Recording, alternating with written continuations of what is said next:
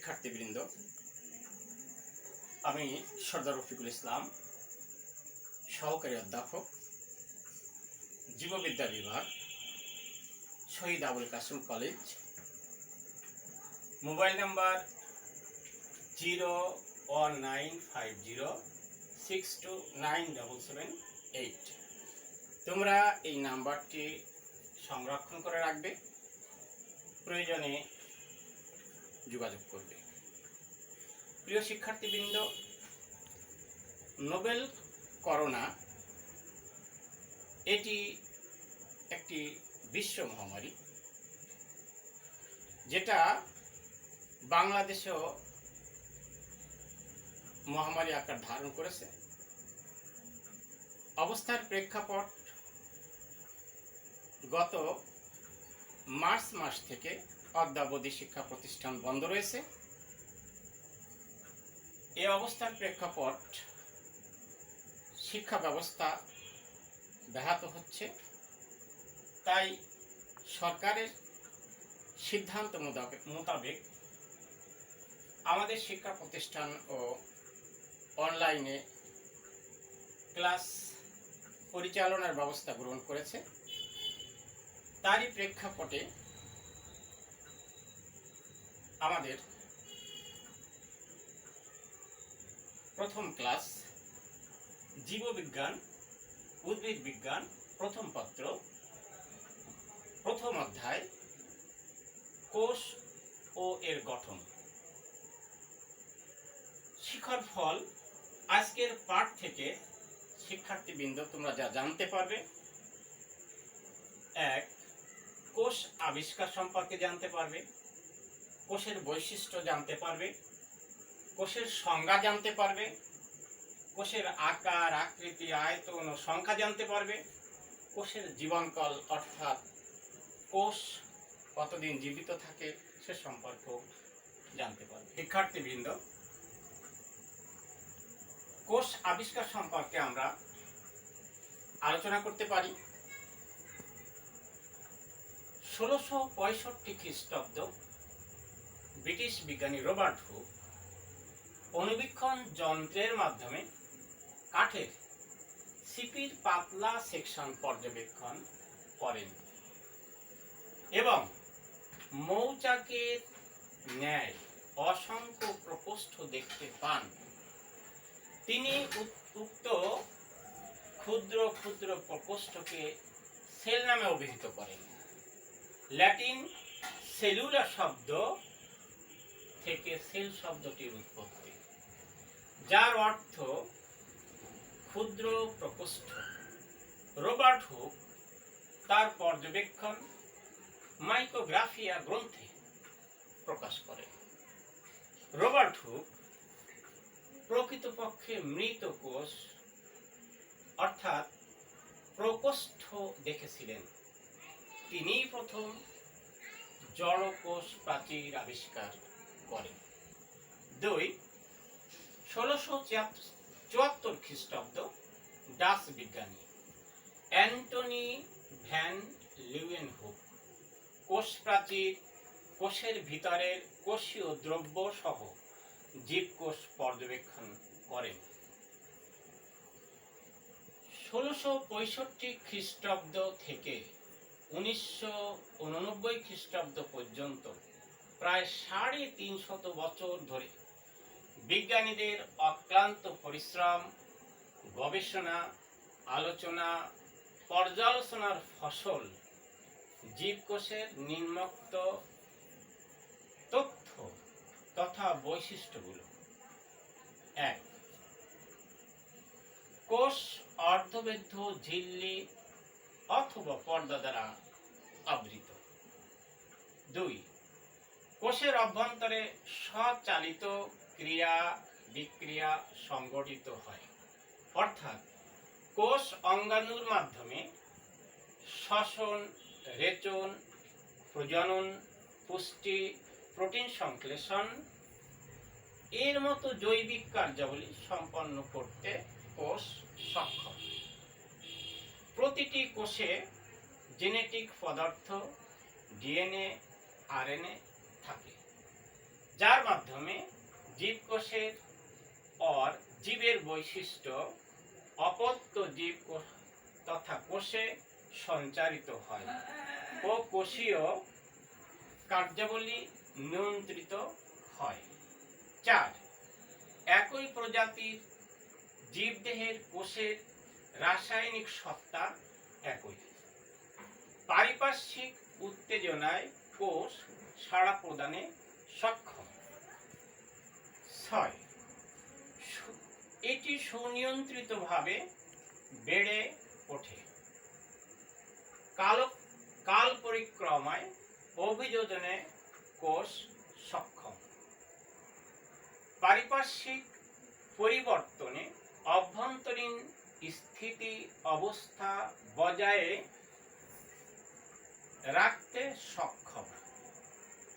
জীবনকাল শেষে কোষের মৃত্যু হয়। কোষের সংজ্ঞা। উপরোক্ত বৈশিষ্ট্যসমূহের আলোকে বিজ্ঞানী ডি রবার্টস 1989 এর মতে জীবদেহের গঠন ও কাজের একককে কোষ বলে অভিহিত করেন।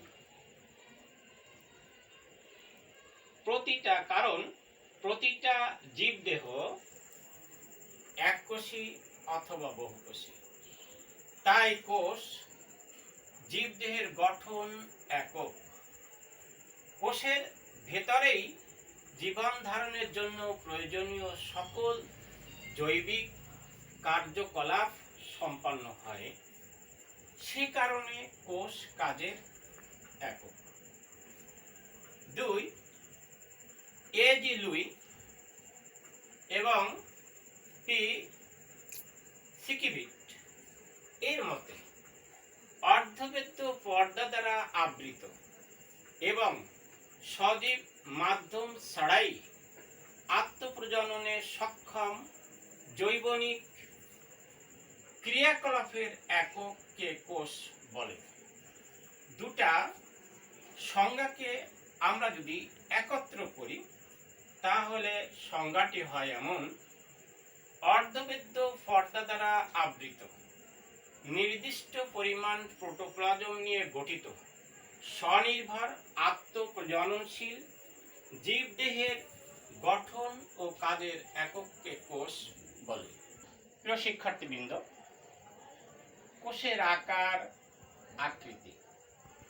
জীবকোষ বিভিন্ন আকারের হতে পারে। অপরিণত অবস্থায় সাধারণত খুব ছোট হয়, গোলাকার হয়।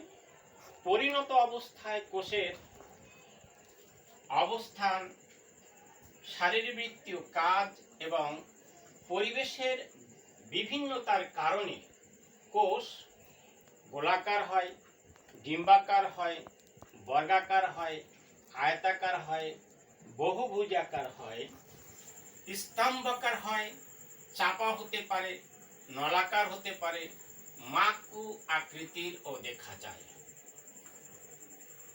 অ্যামিবা লিউকোসাইট এর আকৃতি প্রতিনিয়ত পরিবর্তন হয়। আয়তন। অধিকাংশ জীবকোষ এত ক্ষুদ্র যে খালি চোখে দেখা যায় না। ক্ষুদ্রতম আদি কোষ মাইকোপ্লাজমা, যার কোষের ব্যাস মাত্র 0.1 মাইক্রোমিটার। এককোষী উদ্ভিদের মধ্যে সর্বাপেক্ষা বড় অ্যাসিবুলারিয়া। শৈবালের কোষের দৈর্ঘ্য 5 থেকে 10 সেন্টিমিটার।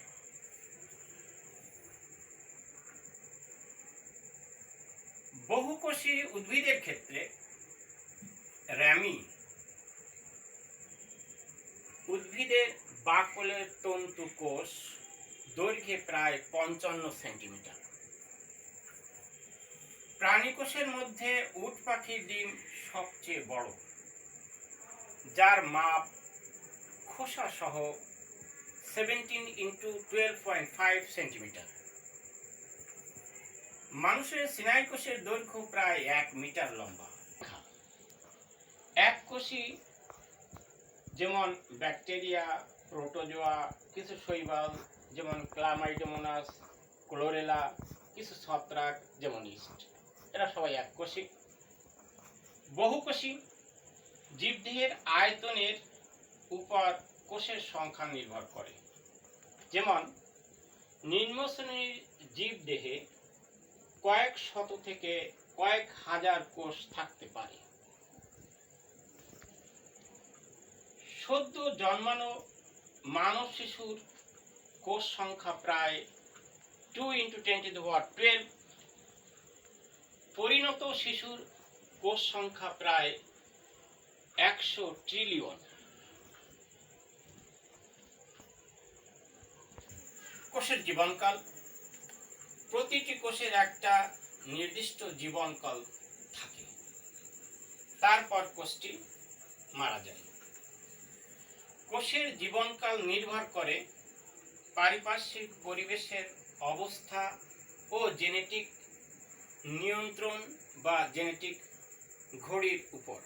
যেমন ব্যাকটেরিয়া কোষের জীবনকাল মাত্র কয়েক ঘন্টা। মানব দেহ কোষের গড় জীবনকাল 10 থেকে 12 দিন। অন্ত্রের আবরণী কোষের জীবনকাল 2 থেকে 4 দিন। আরবি সেল এর জীবনকাল প্রায় 120 দিন। জীব যতদিন বেঁচে থাকে ততদিন জীবনকাল, যেমন পেশিকোষ ও স্নায়ুকোষ।